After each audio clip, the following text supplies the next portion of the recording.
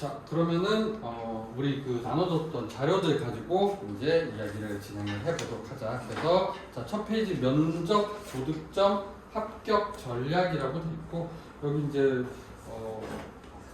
그 앞에 거는 우리 대표님 의견 생각이신데 이건 나중에 시간 있을 때 한번 읽어보시고 자, 그 뒷페이지로 넘어가서 자 여기서부터 이제 읽으면서 같이 얘기를 해보자. 면접 고득점 합격 전략.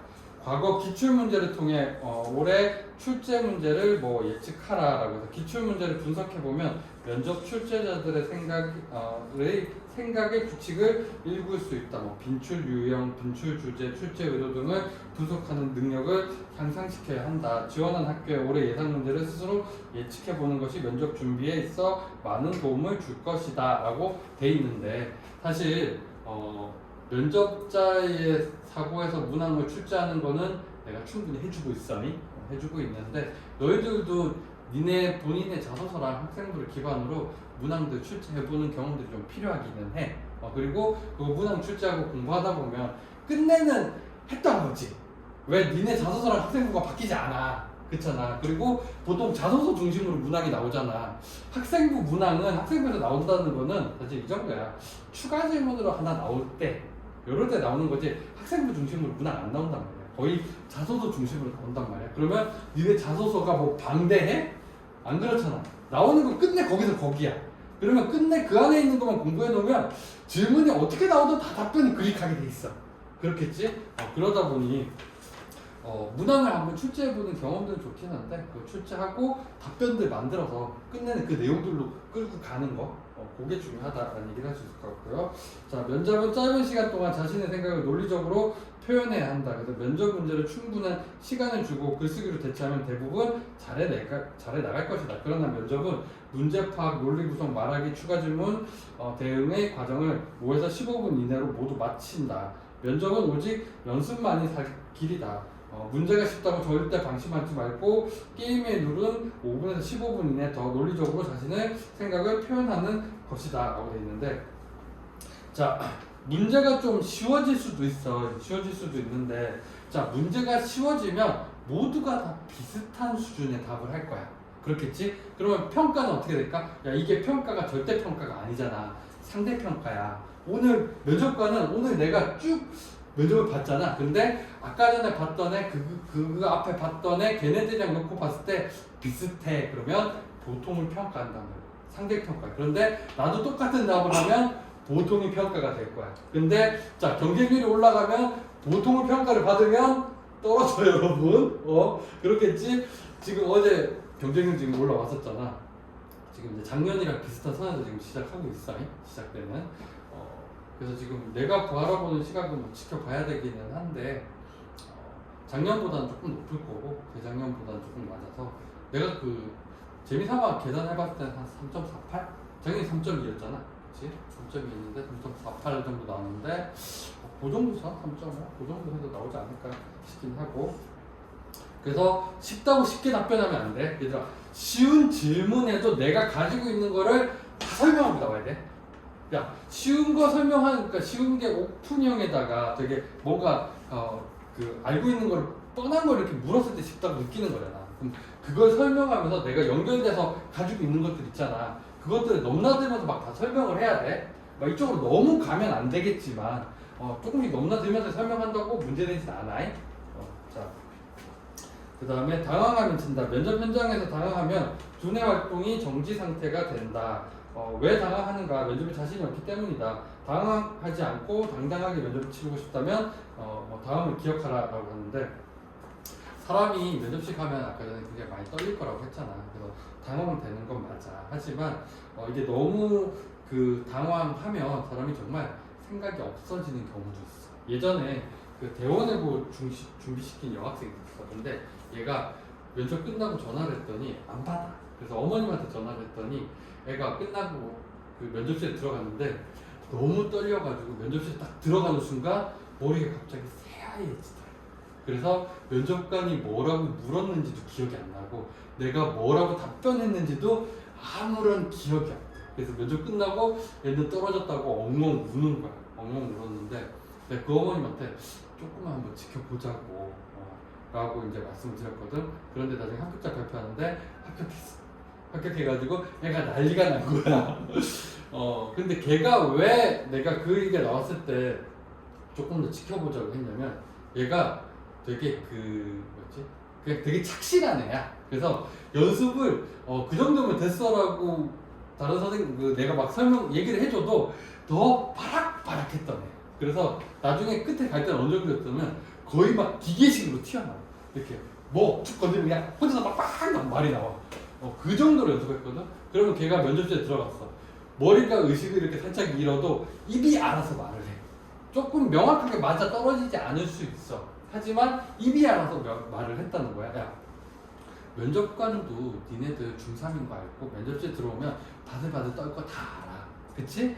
그 바들바들 떠는 상황에서도 자기가 그러면 이야기하다 보면 말이 조금 앞뒤가 그러니까 논리성이 깨지는 거 아니지만 말이 조금 부드럽지 않고 막 깨지고 이렇다고 해서 니네한테 문제 있다라고 생각하지 않아.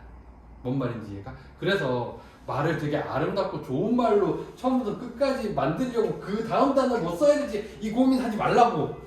내가 했던 것만 제대로 다 말을 하라고. 왜 이걸 가지고 채점을 한다고. 그 중간 단어를 얼마나 고급스러운 단어를 썼는지 마침표를 얼마나 이쁘게 찍었는지 이거 안 본다고. 뭔 말인지 이해하겠어? 그래서 그 내용들을 충분히 설명하는데 집중해라 라는 말을 할 수 있을 것 같고요. 자, 그 다음에 아는 것입니다. 출제가 예상될 수 있는 주제에 대한 지식을 습득해라. 너희들은 다 개인 주제잖아. 우리 자소서에서 다 나올 거니까. 그러니까 그 주제들 그냥 열심히 지금 정리하고 공부하고 있잖아. 공부해서 답변하면 될 것 같고요.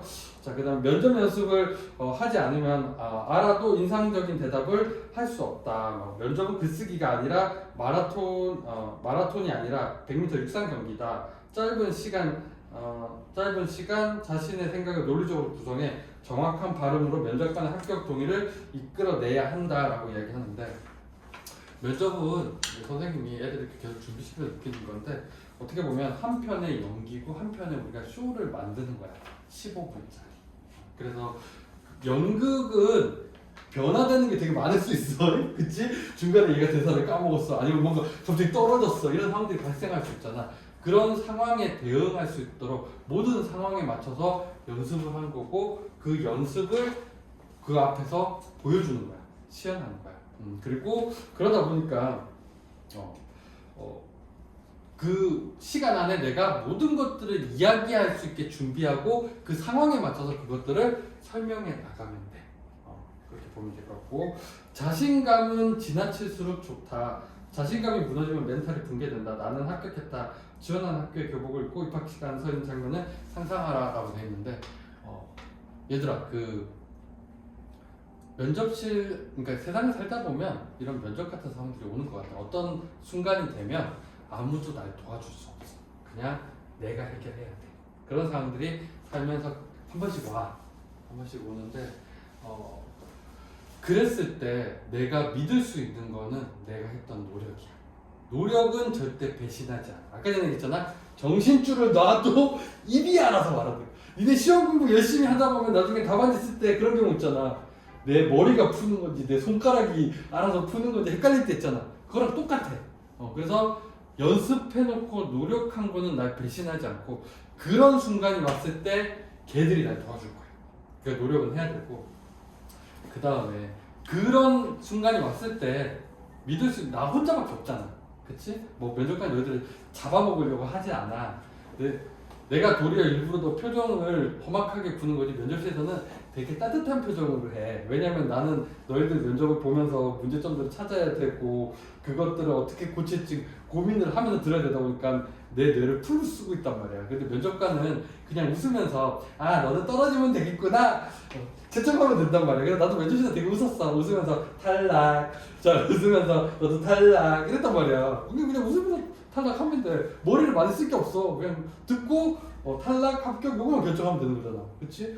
그러다 보니까 분위기는 더 부드러워. 부드러운데, 자 아무튼 그런데 그런 순간에 내가 믿을 수 있는 거는 나 자신밖에 없어. 그리고 내가 해왔던 노력밖에 없어. 그래서 노력을 열심히 해야 되는 게 맞고, 그 순간이 오면 자기 자신을 믿어야 되는 게 맞아. 그래서 긴가민가 하더라도 맞다고 믿어. 무조건 그런 순간에는 내가 맞는 거야. 흔들리면 도와줄 사람이 아무도 없어. 맞지? 내가 무조건 맞는 거야. 라고 설명하면 된다라는 얘기 할 수 있을 것 같고요. 그러니까 그 뒷페이지 가보면 뭐 결론부터 말하라. 설명은 핵심만 간결하게 라고 돼 있는데, 자, 굵은 걸 볼게요. 결론, 본론, 마무리로 간단 명료하게 대답해라 라고 돼 있는데, 자, 요 밑에 거 좀 같이 읽어볼까? 면접은 수험생 입장에서 또한 한 번의 기회다. 그래서 면접관의 질문에 답하는 과정에서 서류에서 미처 부각하지 못한 특기와 장점을 드러낼 수 있기 때문이다. 우리가 면접 답변하다 보면 서류, 자소서나 이런 데 써놓은 거는 되게 좀 짧게 써놨잖아. 그거를 이제 풀어서 설명하는 거잖아. 그치? 여러분, 그래서 자소서보다 설명이 더 자세해야 돼. 면접 답변은. 그게 당연한 거 아니야? 자소서에 있는 것도 답변 못하고 큰일 나는 거야, 여러분. 뭔 말인지 이해가지? 자소서에 있는 걸 그 안에 걸 이제 풀어서 설명을 하는 거야. 그치? 하지만 일부 학생들은 서류에서 부족했던 부분을 면접에서 만회해야 한다는 조급감 때문에 면접을 제대로 활용하지 못하는 경우가 있다. 면접관의 질문과는 무관하게 수험생 본인이 하고 싶은 말만 늘어놓는다든가 한개인 잠깐만, 이게 면접관이 했던 질문을 하다 보니까 옆으로 좀 빠져나가는 건 상관없어. 그런데 면접관이 했던 질문은 하고 갑자기 그거 말고 딴 거를 막 설명하면 면접관도 좀 당황하겠지. 쟤 저 얘기를 왜 하는 거지? 라는 생각이 들겠지. 그래서 그것들만 가지고 설명을 하면 안 돼. 그러니까 설명하다 보니까 왔다 갔다 하는 거는 상관이 없어. 그리고 내가 그런 얘기 많이 했잖아. 면접관은 니네가 생각하고 내가 어떻게 했네, 다음에 뭐 해야겠네 이 생각을 할 때 거기에 면접관은 와 있지 않는다니까. 면접관은 니네 말에 따라오기 때문에 그 뒤쪽에 와 있어. 그래서 그렇게 바라보면 될 것 같고요. 자, 면접관의 질문과는 무관한 수험생이 본인이 하고 싶은 너가 한 개의 질문에만 매달려 장황하게 설명하면 면접 시간을 다 쓰는 경우가 대표적이다. 결과적으로 수험생 본인만 손해다. 차정민 중앙대 입학사정관은 면접관은 서류 평가에서 부족했던 부분, 궁금했던 부분이지 자소서 학생들에서 궁금했던 부분들을 보충하기 위해 질문을 준비한다며 준비된 질문과 특색에 이루어지는 추가 질문까지 모두 소화해야 수험생이 제대로 평가할 수 있다라고 이야기했어. 그래서 지금 아까 전에 그 평가자도 서류 보고 너희들이 어떤 애일 거야 라고 추정을 했어. 근데 이런 부분이 맞는지, 이 부분들이 어떤 내용이 있는지 이제 이게 궁금해서 질문을 한 거니까 거기에 대해서 이제 우리가 답변을 하잖아. 답변을 하다 보면 요거 설명을 하다 보니까 갑자기 요거 연관된 애가 떠올라. 그러면 그냥 가라고, 그거 설명하라고 하면서 하다가 보니까 다시 또 돌아오겠지. 근데 너무 멀리 가는 거는 안 되긴 하지만 내가 봤을 때 너희가 너무 멀리 온 것 같은데 라고 너희가 느낄 때도 면접관은 이상하다고 생각하지 않아. 고마운 때쯤에 돌아옵니다. 자, 그 다음에 자, 입학사정관들은 면접에서 말 잘하는 기술이 아니라 핵심만 간결하게, 우리는 그렇게 간결하게까지는 아니야. 최대한 설명을 해야 되니까 간결하게는 빼고 핵심만 답하는 논리력이 중요하다라고 이야기하는데, 논리성이 제일 중요해. 자, 너희들이 중3인가 알아, 면접관은. 그래서 니네 답변이 니네가 막 석사학위, 박사학위 수준의 논문을 써오기를 바라는 게 아니야. 말이 안 되는 얘기라도 좋아. 논리적으로 설명할 수 있고 논리성을 가지고 있으면 돼. 뭔 뜻인지 알겠지? 그렇다면 중3 아이가 그런 사고를 할 수 있는 애라면 고등학교 와서 그것들을 수준을, 학업 역량을 끌어올리면 충분히 그런 것들을 해 나갈 수 있잖아. 그걸 보는 거란 말이야.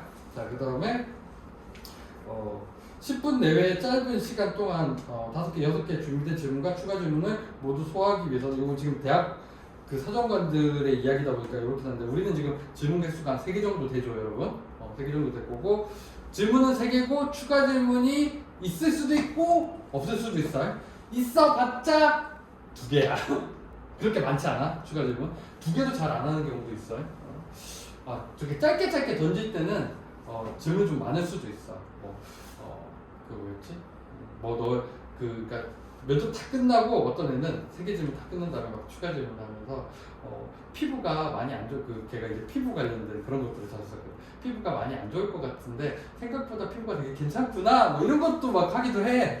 그건 질문은 아니잖아. 근데 얘 답변하면 되는 거니까 아무튼 그런 것들도 있을 수 있다는 얘기고. 그 다음에 그래서 10분 내외에 짧은 시간 동안 단어 6개 질문, 추가 질문을 모두 소화하기 위해서 각 질문에 1분, 2분 내로 간결하게 답하면서 논리적 내용을 전달하는 요령이 필요하다라고 돼 있는데, 우리는 지금 문항당 외대 부분은 기본적으로 너희들은 한 3분 정도 답변한다? 라고 생각하면 돼. 뭐 길어져서 4분 해도 돼, 5분 해도 돼. 면접관이 필요하면 시간을 끊기는 하겠지만 뭐 길어진다고 문제되지는 않아. 근데 너무 짧아지는 거는 문제가 될 수 있다라고 보면 될 것 같고요. 그 다음에 뭐 TMB 커뮤니케이션 연구소의 어떤 소장은 글은 서론, 본론, 결론, 논리 구조라면 대화는 결론, 본론, 마무리로 이루어진다. 요게 이제 어떻게 보면은 내가 이야기했던 두괄식이죠, 여러분. 그래서 두괄식으로 꼭 해야 되는 건 아니야. 그런데 해도 된다인 거야. 자, 내가 답변을 하다 보니까 답이 너무 길어질 것 같아. 그러면 두괄식으로 뭐뭐이다 해가지고 먼저 결론을 딱 던져. 그 결론을 던지는데 결론은 또 뭐 아름답게 만들려고 생각하지 마. 결론은 짧게 그냥 던지면 돼. 던지고 그 다음에 그 밑에서부터 이제 설명을 줄줄줄줄줄 해 나가는 거지. 설명하다 보면 시간이 이제 부족해서 끊어지겠지. 전혀 문제되지 않아. 왜? 나는 답변을 먼저 다 했으니까. 그래서 먼저 결론을 던지고, 결론 짧아도 돼. 정말 한 문장, 두 문장이어도 돼. 이거는 이거라고 생각하고 이거는 이거라고 생각한다. 이래도 돼. 이렇게 던져놓고 그냥 펼쳐나가도 돼. 뭔 뜻인지 알겠지? 자, 뭐 전개가 효과적이라고 이야기했고, 결론을 먼저 말한 뒤 한 문장씩 덧붙여 설명하는 방식으로 답변을 구성하면 짧은 시간에 핵심만 간결하게 전달할 수 있다고 조언했다. 자, 예컨대 지원 동기 학업 계획을 묻는다면 제가 이 학교에 지원한 이유는 뭐뭐 때문이다라고 결론을 먼저 제시하고 이후 한 문장씩 덧붙여서 뭐 대학 학과에 관심을 두게 된 계기를 구체적으로 설명해도 되고, 이어 대학 진학 후 학업 계획과 연결 마무리를 짓는다. 이때 최선을 다하겠다, 열심히 하겠다 등의 추상적이고 모호한 표현은 피하는 것이 좋다. 상관없어. 최선을 다하겠습니다, 열심히 하겠습니다, 뭐 이 정도는 상관없어. 근데 여기서 면접 답변을 하면서 지금 추상적이고 모호한 표현 하지 말라고 했잖아. 구체적인 근거가 들어가야 된다. 사례나 근거나 이런 것들. 이걸 가지고 설명을 해야, 너희들 토론이나 발표나 뭐 이런 것도 할 때 구체적인 사례, 근거들을 제시하면서 설명해야 듣는 사람이 이해를 하지. 맞지? 그거랑 마찬가지야. 그런 내용이 있어야지 평가자도 너희들에 대한 평가가 가능하단 말이야. 근데 중간에 그런 내용들이 없어지면, 끝에 뭐 열심히 하겠습니다, 이거는 상관없는데 중간에 내용들이 다 추상적이고 이렇게 가버리면 그게 문제가 된다고. 뭔 말인지 이해가 있겠지? 자, 그 다음에 뭐 화려하고 뭔가 대단한 활동이 아니라 초라해 보여도 본인만의 경험을 진솔하게 보여주면 충분하다고 강조된다. 니네가 지금 이거 답변을 하다 보면, 지금 너희들 공부하다 보면 지금 공부하는 내용이 니네 중학교 때 교과서에서 배운 내용들이 꽤 있다? 연결되는 내용이 있다? 그럼 그거 말하면은 안 될까? 될까 안 될까? 되지. 야, 중학교 때 수업 열심히 들은 애가 고등학교 가서 열심히 수업 안 듣겠니? 이게 지금 우리가 입시를 하는 게 천재를 뽑겠다고 하는 거니? 그건 아니잖아. 우리 학교 와서 학교생활 열심히 할 애를 뽑는단 말이야. 그럼 중학교 때 수업 시간에 배웠던 것들, 니네 시험 공부한다고 달달달 외웠잖아. 그거 써도 된다고. 그 사이사이에. 지금 공부하고 있는 거 그게 다가 아니라, 원래 생각해봐. 원래 니네가 중학교 때 공부를 하면서 이런 부분에 관심을 갖고 그 책을 읽다 보니까 이게 연결이 되고 거기서부터 막 실험도 해보고 고민도 해보고 했어야 되는 거잖아. 그걸 우리가 다 안 해서 지금 3학년 때 열심히 그걸 만들고 있는 거잖아. 그러면 그때 사실 얘네들이 넘나들면서 고민하다 보면 이 내용들이 같이 나왔어야 되는 거잖아. 뭔 뜻인지 이해가? 그러면 수업 시간에 배웠던 내용들이나 니네가 알고 있었던 내용들, 그걸 찾아가지고 다시 넣어도 돼. 그래서 그 내용들이랑 같이 하면 돼. 그럼 내용이 훨씬 더 풍성해지지. 그치? 교과서도 충분히 좋은 자료야, 여러분. 자, 그래서 그런 것들까지 써서 넣으면 된다라고 보시면 되고요. 얘들아, 니네 답변을 들으면서 평가자가 딱 듣는 순간, 얘는 A, 얘는 B, 이게 되는 줄 알아? 니네 얘기를 들으면서 평가 점수가 올라가는 거야. 즉, 복식 이런 것들 보면은 막 큰 거 한 방 이런 게 없어. 면접은 작은 잽이야. 여러 개가 계속 들어가야 돼. 자, 작은 잽이 뭐냐면 중학교 1학년 때 무슨 국어 시간에 배웠던 거, 중학교 2학년 때 사회 시간에 배웠던 거, 이런 것들이 계속 쌓이고 그 사이사이 이제 조금 크게 들어가는 게 너희 지금 하고 있는 그 내용들이 같이 들어가는 거야, 여러분. 그래서 내가 가지고 있는 것도 내가 그 얘기했잖아. 가지고 있는 거 다 토해내고 나와야 된다는 거야. 그게 지금 공부하는 게 전부가 아니라 니네 교과서에서 배웠고 기존에 니네가 알고 있었던 지식까지 다 거기다 때려 부어가지고 그게 같이 막 터져 나와야 돼. 뭔 말인지 이해가지? 자, 그 다음에 자소서의 기초에 예상 질문과 답안을 작성하라라고 해가지고, 자, 굵은 글씨만 보자. 예상 질문을 뽑고 모범 답안을 만들어 연습하면 논리력, 표현력을 동시에 기를 수 있다라고 돼 있는데, 자, 나는 일단 니네 예상 질문 답변 만들 때 줄글 쓰는 거를 추천하지는 않아.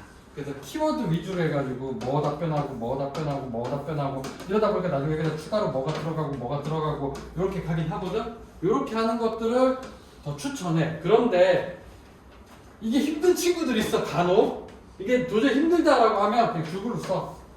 줄글로 쓴 다음에 그냥 줄글로 쓰면서 사실은 머리가 정리가 되는 거야. 그것도 정리가 되는 거니까 그렇게 해서 줄글로 쓰고 많이 연습해서 그거를 외워. 그 다음에 그냥 문항에 여러 가지 문항들 많이 겪으면서 이렇게 답변을 하다 보면 이런 형태와 비슷하게 이런 나한테 맞춰가지고 그런 형태가 나올 거야. 그러다 보니 꼭 줄글이 안 된다는 아니야. 이거는 도저히 내가 이렇게 정리해서 하는 게 잘 안 된다라고 하면 줄글을 써서 만들어. 그리고 만들어서 많이 연습해. 일단 어떤 방법이든 간에 연습량 많은 게 최고야.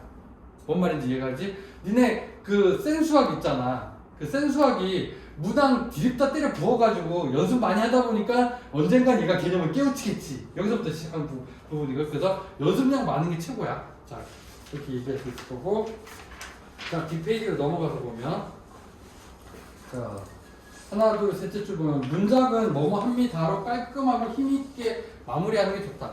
일단은 한국의 면접은 예의를 기반으로 해. 그러다 보니까 뭐뭐 했습니다, 뭐뭐입니다 해서 바로 하는 게 맞아. 그래서 그렇게 얘기하면 되는데, 니네가 말을 하다가 보면 나도 모르게 사이사이에 요가 들어갈 수도 있어. 그 정도는 상관없어. 그 정도는 상관없는데 처음부터 끝까지 뭐뭐 했는데요, 뭐뭐 했고요, 뭐뭐 할 거고요 계속 이러면 그건 좀 이상해.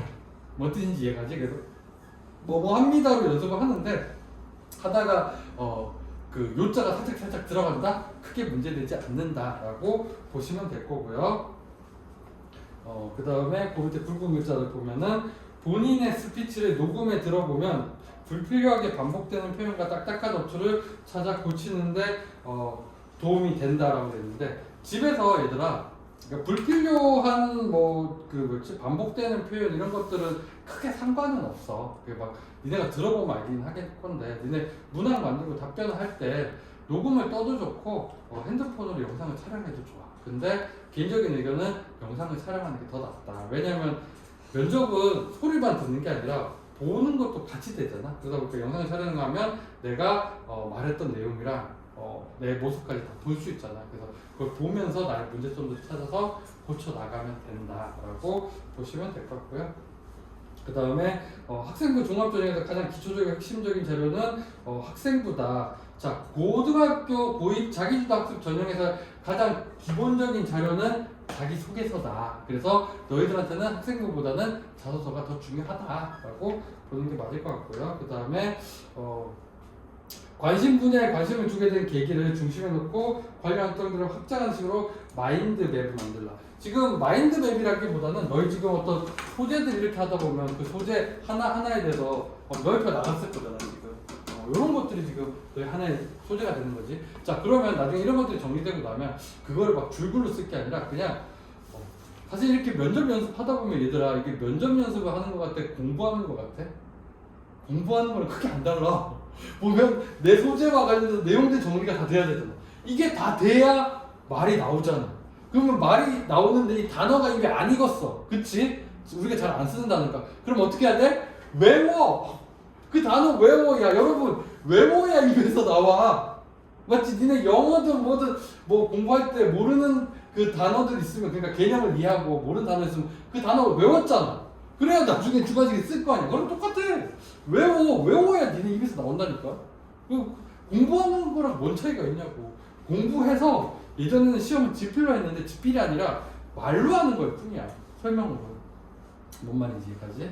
자, 그 다음에 그 밑에 굵은 글자 보면 내 서류를 보고 무엇을 궁금해할지 면접관의 입장에서 고민해봐라. 문항 출제할 때 서류들 보면서 어떤 부분들이 궁금할까라는 것들을 고민해보면 좋다라는 말을 할 수 있을 거고요. 그 다음에 자리에 앉은 뒤 손과 발의 위치, 답변할 때 적절한 몸짓과 손짓, 면접관을 향한 자연스러운 시선도 필수 확인 처리 사항이다라고 되어 있는데 내가 이야기하잖아. 면접관이 일단은 뭐였지? 면접실에서 손이 책상 위에 있어도 돼. 책상 밑에 있어도 돼. 책상 위에서 말을 하면서 답변을 하면서 얼마든지 써도 돼. 바디랭귀지도 하나의 언어야. 그런데 손이 책상 밑으로 들어갔어. 근데 너희가 학교에서 쓰는 책상이란 말이야. 근데 책상 밑에서 손이 막 움직이면 면접관이 얘가 산만하게 느껴져. 그러니까 책상 밑에 들 거면 정말 그냥 여기 뭐지? 무릎 위에 올려놓든가 차분히 잡고 있고 내가 설명하는 손을 써야 된다 이러면 책상 위에 놓고 필요하면 손을 써 라는 얘기를 할 수 있을 것 같고요. 그 다음에 답변할 때 적절한 몸짓과 손짓 몸짓 손짓 해도 돼. 해도 상관없고 쉽게 얘기하면 그러니까 주변에 누구랑 설명하면 손을 이렇게 내밀 수도 있고 면접관이 좀 극단적으로 설명하면 면접실 들어가서 답변하는데 면접관이 졸려가지고 지금 너희들처럼 잠이 오려고 한다 그러면 답변하면서 여기서! 라고 하면서 면접관이 깨워. 그래도 돼. 그런 애는 없긴 했어. 박수 한번 치면 정신이 바짝 들겠죠 면접관도. 자 그런 것들도 되고 그 다음에 시선은 니네가 누구랑 얘기할 때 바라보면서 얘기를 하잖아. 그러다 보니까 면접관을 바라봐줘야 돼. 면접관은 꼭 눈을 바라봐야 되는 건 아니야. 야, 면접관들도 지원자가 와가지고 예전에 그런 애 있었다? 어떤 여학생일 때 면접실에 들어와가지고 면접을 보는데 일단은 내가 서류 확인하다가 이제 학생도 얼굴도 좀 봐줘야지 해가지고 이렇게 딱 들었다 그랬더니 갑자기 다른 면접관을 보다가 나를 딱 바라보더니 웃으면서 막 내 눈을 이렇게 쳐다보면서 막 계속 설명하는 거야. 그래서 내가 처음에는 걔를 바라보다가 걔가 내 눈에 계속 쳐다보고 있잖아. 내가 바라봐줬어. 근데 나도 한참 흘리다 보니까 되게 불편해. 내 눈을 계속 바라보면서 누가 내 눈을 계속 바라보면서 설명해봐. 얼마나 불편하겠어. 그래서 눈을 피하고 싶은데 내가 갑자기 눈을 확 피하면 내가 당황할 수도 있잖아. 그러면 안 되잖아. 그래서 되게 고민했어. 어떻게 자연스럽게 제 눈을 피하지? 이런 고민을 해서 어떻게 했냐면 소리 보는 척 해야죠. 소리 보는 척 하면서 눈을 피했는데 꼭 눈을 계속 바라보면서 설명할 필요는 없어. 그러니까 이건 있어. 면접관을 이렇게 보니까 이제 면접관을 보면서 이제 설명을 하다가 다른 면접관한테 넘어가서 설명을 해줘야 되는 건 있어. 그건 맞아. 내가 너를 바라보고 있어. 왜 나는 지금 설명하고 있으니까. 설명한 사람이 바라보면서 설명해 주는 건 맞으니까. 그런데 꼭 눈을 바라봐야 될 필요는 없어. 서로 불편해서 눈을 바라볼 수 있으면 바라봐도 돼. 큰 상관없어. 근데 코를 바라보던 이마를 바라보던 여기 인중을 바라보던 턱을 바라보던 목을 바라보던 여기를 바라보던 거리가 좀 떨어져 있다 보니까 거기 바라보면서 설명해도 날 보면서 설명하는 것 같아. 그치? 그러면 되는 거야. 뭔 말인지 이해갔지? 그래서 꼭 눈을 바라보지 마라. 바라보지 않아도 된다. 설명할 수 있을 것 같고요. 그 다음에 뭐였지? 한 톤 정도 높여 힘있게 말하는 습관을 들이는 것이 좋다. 일단 거리가 좀 있다 보니까 여러분 사람은 끝내는 보는 데이터랑 듣는 데이터로 뭔가 결정을 내리잖아. 똑같아. 그러다 보니까 잘 보이고 잘 들려야 평가가 잘 되겠지. 그러면 잘 들리려면 소리가 커야 평가가 잘 되겠지. 그치? 그러다 보니까 조금 더 큰 목소리로 말하는 것들이 좋다라는 얘기를 할 수 있을 것 같고요. 자.